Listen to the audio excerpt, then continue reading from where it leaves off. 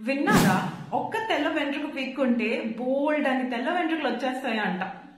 ఇది మీరు వినే ఉంటారు కదా, కానీ ఇది ఎంతవరకు నిజమో ఈ రోజు మనం తెలుసుకుందాం రండి. Hi guys, I'm doctor Bindu, gynaecologist. So ఈ కాన్సెప్ట్ ఏదైతే ఉందో, ఒక్క తెల్ల వెంట్రుక పీక్కుంటే బోల్డ్ అని తెల్ల వెంట్రుకలు వచ్చేస్తాయి, పీక్కొద్దు అని చెప్తూ ఉంటారు కదా, ఇది కంప్లీట్లీ రాంగ్. ఒకవేళ ఇదే లాజిక్ యూజ్ చేసి నేను ఒకటి చెప్పనా, నేను ఒక నల్ల వెంట్రుక పీకుతాను, నాకు బోల్డ్ అని నల్ల వెంట్రుకలు వచ్చేస్తాయా, నా జుట్టు పొడుగ్గా పెరిగిపోద్దా? ఇది కంప్లీట్లీ రాంగ్. మీకు తెల్ల వెంట్రుకలు అంటే మీకు ఏజ్ అవ్వకుండా యంగ్ గా ఉన్నప్పుడు తెల్ల వెంట్రుకలు రావడంలో మీ జెనెటిక్స్ ప్లే చేస్తుంది.